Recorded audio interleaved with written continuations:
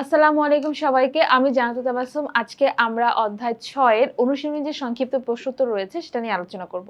তো চলো প্রথম প্রশ্ন যেটা আছে দেখে নেই। প্রথম প্রশ্ন বলেছে প্রস্বেদন কি? প্রস্বেদন কি? এটা একটা প্রক্রিয়া। কি ধরনের প্রক্রিয়া? স্থলজ উদ্ভিদ যে শারীরতাত্ত্বীয় প্রক্রিয়ায় তার বায়বীয় অঙ্গের মাধ্যমে বাষ্পাকারে পানি বের করে দেয় তাই প্রস্বেদন বা বাষ্পমোচন। অর্থাৎ প্রস্বেদনের আরেকটা নাম কিন্তু বাষ্পমোচন। কিভাবে যাচ্ছে? স্থলজ যে উদ্ভিদগুলো রয়েছে তারা কি করে তাদের বায়বীয় অঙ্গের মাধ্যমে কি করে দেহের অতিরিক্ত পানিটাকে বের করে দেয়। কিভাবে? বাষ্প আকারে, মানে জলীয় বাষ্প আকারে। এই কারণে এটার আরেকটা নাম হচ্ছে বাষ্পমোচন। উদ্ভিদ মূলের মাধ্যমে যতটুকু পানি শোষণ করে তার অতি সামান্য অংশ সে বিভিন্ন জৈবিক কার্যাবলীর জন্য ব্যয় করে। অবশিষ্ট পানি উদ্ভিদ তার বায়বীয় অঙ্গের মাধ্যমে বাষ্পাকারে বের করে দেয়। এই কাজে তার বায়বীয় অঙ্গের কোনো একটা অংশের মাধ্যমে ঘটে। তার ভিত্তিতে এদেরকে ৩ ভাগে ভাগ করা যায়। অর্থাৎ কোন কোন অংশের মাধ্যমে এই প্রশোধনটা ঘটে সেইটার বর্ণনা আমরা দিব। এখন এই যে পানি যেটা আমাদের মূল থেকে উদ্ভিদ পানিটাকে গ্রহণ করছে, সেই পানি উদ্ভিদ কি কাজে ব্যয় করে? সালোক সংশ্লেষণে ব্যয় করে, শ্বসনে ব্যয় করে, অর্থাৎ বিভিন্ন জৈব রাসায়নিক কার্যাবলীতে এই পানিটাকে ব্যয় করে। তা দেখা যায় কি এই পানিটা সামান্য পরিমাণেই ব্যবহার করা হয়। তাহলে বাকি যে পানিটা আছে সেটা কি করে? সেটা পাতার মাধ্যমে হোক বা কাণ্ডের গায়ে যে ছিদ্র হোক বা ছোট ছোট ছিদ্র থেকে লেন্টিসেল বলে, এগুলোর মাধ্যমে জলীয় বাষ্প আকারে পরিবেশে উন্মুক্ত হয়ে যায়। তো এই প্রক্রিয়াটাকেই বলা হচ্ছে প্রস্বেদন প্রক্রিয়া। এখন এই যে প্রস্বেদন প্রক্রিয়াটা কোন অংশের মাধ্যমে ঘটবে, অর্থাৎ কোন অংশের মাধ্যমে জলীয় বাষ্পটা বের হয়ে যাবে, তার উপর ভিত্তি করে ৩টা ভাগে এদেরকে ভাগ করা হচ্ছে। কি কি ভাগে? কারণ আমরা একটু দেখি কি কি ভাগে ভাগ করা হচ্ছে। প্রথমটা হচ্ছে গিয়ে পত্ররন্ধ্রীয় প্রস্বেদন, যেটা আমরা দেখতে পারবো। এই দেখো পত্ররন্ধ্রীয় প্রস্বেদন, তারপরেরটা হচ্ছে গিয়ে কিউটিকুলার প্রস্বেদন, তারপরেরটা হচ্ছে গিয়ে লেন্টিকুলার প্রস্বেদন। তার মানে ৩টা প্রস্বেদন রয়েছে। পত্ররন্ধ্রী যেটা পাতার ছিদ্রের মাধ্যমে যে প্রস্বেদনটা ঘটে সেটাকে বলা হয় পত্ররন্ধ্রীয় প্রস্বেদন। কিউটিকুলার প্রস্বেদন হচ্ছে পাতার দেখবা যে উপরের ত্বকে বা নিচের ত্বকে যে একদম মোমের মতো একটা আবরণ থাকে বা কিউটিকল থাকে, এইটার মাধ্যমে যে প্রস্বেদনটা ঘটে। আর কি লেন্টিকুলার বা লেন্টিসেলের মাধ্যমে যে প্রস্বেদনটা, অর্থাৎ কাণ্ডের বাকল যখন আস্তে আস্তে প্রসারিত হতে হতে যখন তার মাঝখানে ফাটা ফাটা অংশ সৃষ্টি হয় তখন তাকে বলা হচ্ছে লেন্টিকুলার প্রস্বেদন। ঠিক আছে? আচ্ছা, তারপরে দেখো ব্যাপন কাকে বলে? যে প্রক্রিয়ার মাধ্যমে কোনো দ্রব্যের অণু বেশি ঘনত্বের এলাকা থেকে কম ঘনত্বের এলাকায় ছড়িয়ে পড়ে তাকে ব্যাপন বলে। তাহলে যখন এই ধরনের প্রশ্ন বলবে এইটা কাকে বলে বা ওইটা বলতে কি বোঝে, তখন ফার্স্টে আমরা তার সংজ্ঞাটা দিয়ে নিব, দেন আমরা তার ব্যাখ্যাটা লিখব। যেমন ঘরের এক কোণে কিছু সুগন্ধি ঢেলে দিলে তার সুগন্ধ সারা ঘরে ছড়িয়ে পড়ে, ছড়িয়ে যায়, কারণ এর ক্ষুদ্র কণা বাতাসে ছড়িয়ে পড়ছে। কেননা এক্ষেত্রে বাতাসের অণুর ঘনত্বের চেয়ে সুগন্ধির অণুর ঘনত্ব বেশি। এভাবে বেশি ঘনত্বের স্থান থেকে কম ঘনত্বের স্থানে অণু ছড়িয়ে পড়ার প্রক্রিয়া হলো ব্যাপন। তাহলে আমরা একটা জায়গা চিন্তা করি যে মনে করো আমরা এখন বাইরে যাব, তখন একটু পারফিউম দিই না, মানে সুগন্ধি বলতে এখানে পারফিউমকে বোঝানো হচ্ছে। তো যে জায়গায় পারফিউম দেওয়া হচ্ছে সেখানে পারফিউমের অণুগুলোর ঘনত্বটা বেশি থাকবে। তাহলে ঘরের এক কোণায় দিলে ঘরের অন্যান্য কোণায় কিন্তু এটার ঘনত্বটা কম থাকবে, মানে পারফিউমের অণুর ঘনত্বটা কম থাকবে। তো যেহেতু কম থাকবে তাহলে কি হচ্ছে? তাহলে যেখানে ঘনত্বটা বেশি, অর্থাৎ যেখানে আমরা পারফিউম দিয়েছি সেখানের ঘনত্বটা যেহেতু বেশি, সেখান থেকে দূরের জায়গায় তোমার আস্তে আস্তে এই দ্রব্যের অণুগুলো চলে যাবে বা ছড়িয়ে পড়বে। তাহলে এই যে ছড়িয়ে পড়ছে বেশি ঘনত্বের জায়গা থেকে যখন কম ঘনত্বের জায়গায় ছড়িয়ে পড়ছে, তখন সেই প্রক্রিয়াটাকে আমরা কি বলি? ব্যাপন বলি।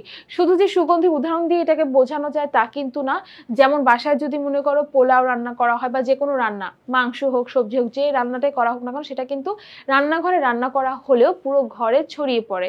এটার কারণ কি? কারণ সেই জায়গার যে সুগন্ধটা, সেই জায়গার যে সুগন্ধের যে অণুগুলো সেগুলো অনেক ঘন ঘন থাকে বা ঘনত্বটা বেশি থাকে, সেখান থেকে অণুগুলো দূরের যে ঘরগুলোতে ছড়িয়ে পড়ে। তাহলে এগুলো কিন্তু ব্যাপন প্রক্রিয়ার উদাহরণ। তাহলে তোমরা যখন এই ধরনের প্রশ্নের আনসার করবে ফার্স্টে সংজ্ঞাটা বলবা, তারপরে সেটা উদাহরণ দিয়ে বুঝিয়ে বলবা। আর সংক্ষিপ্ত প্রশ্ন তো সাধারণত 2 মার্কসের হয়, তো 2 মার্কসের হলে এটা অনুধাবনমূলক প্রশ্নের উত্তরের মতোই অ্যান্সার করতে হবে। তারপরে প্রশ্ন দেখো, রক্তকণিকা কত প্রকার এবং কি কি? রক্ত কি ফার্স্টে আমরা বলে নিব। রক্ত হচ্ছে কি এক ধরনের বা একটি অস্বচ্ছ, মৃদু ক্ষারীয়, লবণাক্ত, তরল, যোজক, কলা বা টিস্যু। অর্থাৎ রক্ত কি? রক্ত হচ্ছে স্বচ্ছ না, এটা একটু ক্ষারীয়, অর্থাৎ সেটা অ্যাসিডিক না, এবং এটা হচ্ছে লবণাক্ত, যেহেতু লবণ মানে দেখবা যে এটার স্বাদটা একটু নোনতা হয়। তরল যোজক টিস্যু, অর্থাৎ এটা লিকুইড। ঠিক আছে? এটা হচ্ছে এমন এক ধরনের যোজক টিস্যু যেটা হচ্ছে তরল অবস্থায় রয়েছে। তো এই রক্তকণিকা বা আমি যদি বলি রক্তকণিকা ৩ ধরনের রয়েছে। এই রক্তকণিকা ৩ প্রকারটা কি, কি? প্রথমটা হচ্ছে লোহিত রক্তকণিকা, তারপর হচ্ছে শ্বেত রক্তকণিকা বা লিউকোসাইট বলা হয় এটাকে। আর এটা হচ্ছে গিয়ে অনুচক্রিকা বা ইংলিশে বলা হয় থ্রম্বোসাইট। আর লোহিত রক্তকণিকাকে ইংলিশে বলা হয় রেড ব্লাড সেল। মানব দেহে কোনটার সংখ্যা সবচাইতে বেশি? অবশ্যই লোহিত রক্তকণিকার সংখ্যাটা বেশি। কেন বেশি? কারণ এর সংখ্যাটা বেশি থাকার কারণেই কিন্তু রক্তটা কি দেখা যায়? লাল হয়। এবং এইটার নিউক্লিয়াসবিহীন, অর্থাৎ এর মধ্যে যে নিউক্লিয়াস সেটা থাকে না, মানে এর মধ্যে কোনো নিউক্লিয়াস নাই। এবং এটা দেখতে কিসের মতো? দ্বি অবতল বৃত্তের মতো। দ্বি অবতল কোনটা? আমি যদি যে এরকম করে ধরি, যে এরকম করে যদি ধরি, তাহলে এটাকে বলা হচ্ছে উত্তল, মানে এই উঁচু অংশটাকে বলা হয় উত্তল। আর ভিতরে যে গর্তের মতো অংশ এটাকে বলা হয় অবতল। ঠিক আছে, দেখো যে গর্তের মতো এই অংশটাকে বলা হচ্ছে অবতল। তাহলে এই গর্তের মতো অংশটাকে বলা হয় অবতল, কিন্তু উঁচু অংশটাকে বলা হয় উত্তল। তো যখন তোমরা লোহিত রক্তকণিকার ছবি দেখবা, দেখবা যে এটা মাঝখানে একটু গর্তের মতো থাকে, তো এটাকে বলা হচ্ছে কি অবতল। দুই পাশে একটু চাপা থাকবে, মানে গর্তের মতো থাকবে। এইটাকে বলা হচ্ছে দ্বি অবতল বৃত্তের মতো এর গঠন। এখন এই লোহিত রক্তকণিকা কোথায় উৎপন্ন হয়? লাল অস্থিমজ্জা উৎপন্ন হয়। অস্থিমজ্জাকে আমরা জানি আমাদের যে অস্থি রয়েছে বা হাড় রয়েছে তার ভিতরে যে এক ধরনের সেমিসয়েড জাতীয় পদার্থ থাকে যেটাকে বলা হচ্ছে অস্থিমজ্জা। এই জায়গাগুলো থেকে তোমার লোহিত রক্তকণিকা তৈরি হয়। তবে সকল অস্থিমজ্জা থেকে তৈরি হবে না। কিছু অস্থিমজ্জা রয়েছে লাল, তো সেই লাল অস্থিমজ্জাগুলো থেকে লোহিত রক্তকণিকা উৎপন্ন হয়। এবং এর গড় আয়ু কতদিন? ১২০ দিন। অর্থাৎ সে ১২০ দিনের মতো বাঁচবে এবং ১২০ দিন পরে এই লোহিত রক্তকণিকা ধ্বংস হয়ে যাবে। মানে এই ১২০ দিন পরে দেখা যায় যে লোহিত রক্তকণিকা তৈরি হয়েছিল সেটা ১২০ দিন আয়ু, তারপরে সে ধ্বংস হয়ে যাচ্ছে। তার মানে তোমার মনে হতে পারে আচ্ছা তাহলে তো আমার ১২০ দিন পর পর তো আমার শরীরে কোনো রক্তই থাকবে না। ব্যাপারটা তা না। প্রতি সেকেন্ডে কিন্তু লোহিত রক্তকণিকা তৈরি হচ্ছে, প্রতি মিনিটে তৈরি হচ্ছে। এই যে যেগুলো তৈরি হচ্ছে সেগুলো ১২০ দিন পরে মারা যাবে। ঠিক আছে, তার মানে কি এটা হচ্ছে একটা কন্টিনিউয়াস প্রসেস। তো এটা কিন্তু থেমে থাকে না। এটা হচ্ছে দেখবা যে ধ্বংস হচ্ছে আবার তৈরি হচ্ছে, ধ্বংস হয় তৈরি হয়, এরকম করে চলতে থাকে, একটা সাইকেলের মাধ্যমে চলতে থাকবে। এবং এই কণিকার সবচেয়ে বড় কাজ কি? যেহেতু লোহিত রক্তকণিকায় হিমোগ্লোবিন নামের একটা রঞ্জক পদার্থ থাকে, হিমোগ্লোবিনের জন্যই কিন্তু আমাদের রক্তের রং কি হয়? লাল হয়।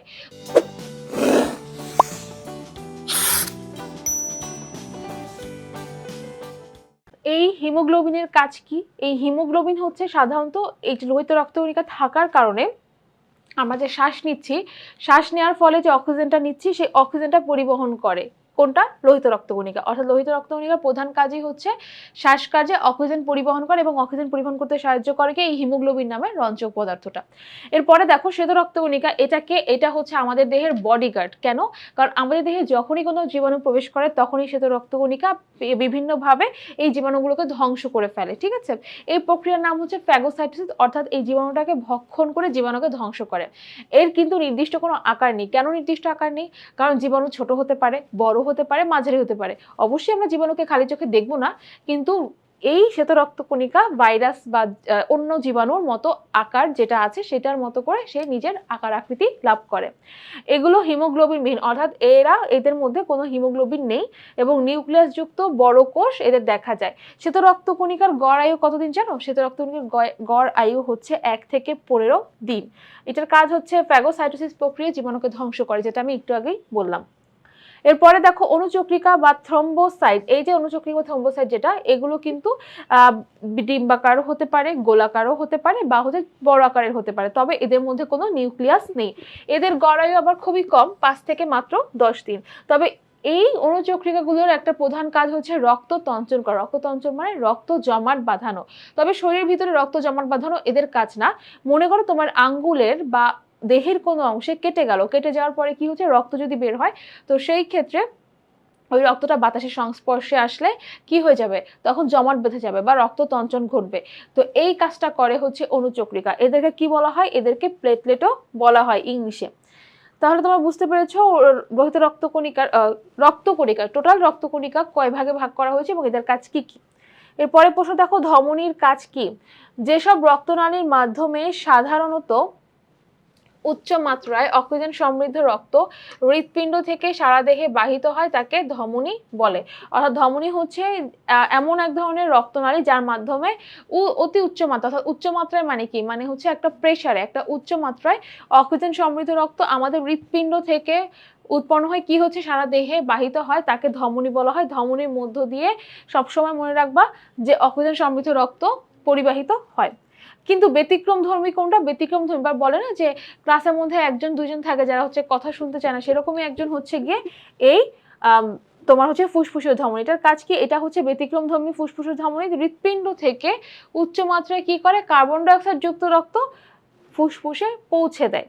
তাহলে ফুসফুসীয় ধমনী যেটা, সেটা কি করে, সেটা হচ্ছে উল্টা কাজ করে, অর্থাৎ কার্বন ডাই অক্সাইড যুক্ত রক্ত বহন করে। ঠিক আছে, যেখানে ধমনীর কাজ ছিল অক্সিজেন যুক্ত রক্ত বহন করা, কিন্তু সে ফুসফুসীয় ধমনী বিপরীত কাজ করে, সে কার্বন ডাই অক্সাইড যুক্ত রক্ত বহন করে ফুসফুসে পৌঁছে দেয়।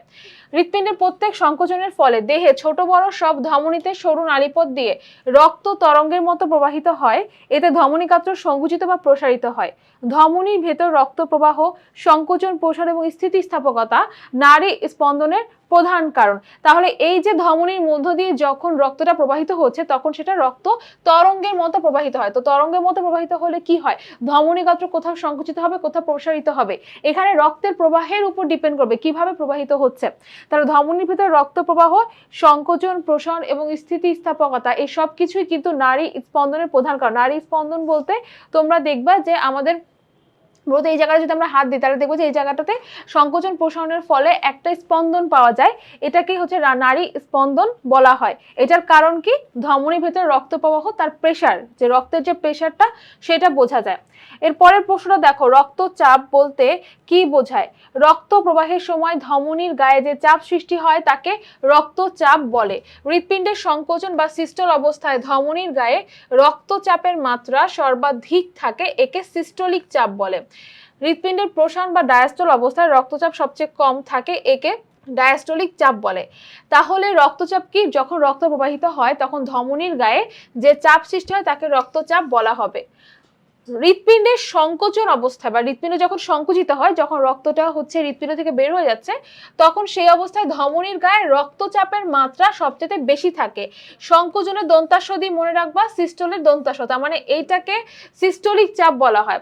হৃৎপিণ্ড যখন প্রসারিত হয়, মানে হৃৎপিণ্ডের ভিতরে যখন রক্তটা আসবে তখন হৃৎপিণ্ড প্রসারিত হবে বা ডায়াস্টল অবস্থা। এটা এই ডায়াস্টল অবস্থায় রক্তচাপ সবচেয়ে কম থাকে, কারণ তুমি যখন একটা বেলুনের কথা চিন্তা করো, যখন বেলুনটাকে তুমি চাপ দিচ্ছ সেখানে কিন্তু প্রেসার বেড়ে যাচ্ছে, কিন্তু যখন বেলুনটাকে ছেড়ে দিচ্ছ, প্রসারিত হচ্ছে, তখন কিন্তু চাপটা কমে যাচ্ছে। তাহলে ডায়াস্টলে সময় অর্থাৎ হৃৎপিণ্ড যখন প্রসারিত হয় তখন সে অবস্থায় রক্তচাপটা সবচেয়ে কম থাকে, একে ডায়াস্টোলিক চাপ বলা হয়। একজন মানুষের আদর্শ রক্তচাপ সাধারণত 120/80 মিলিমিটার মানের কাছাকাছি। এখানে দুইটা সংখ্যা আমরা দেখতে পাচ্ছি, বড় সংখ্যাটাকে আগে বলতে হয়, ছোট সংখ্যাটাকে পরে বলতে হয়। তো এই যে প্রথম সংখ্যাটা, সেটাতে দেখবা যে সবচেয়ে বেশি মান বোঝাচ্ছে, এটাকে উচ্চমান বলে। এই উচ্চমান বলতে বোঝানো হয় হচ্ছে সিস্টোলিক চাপ।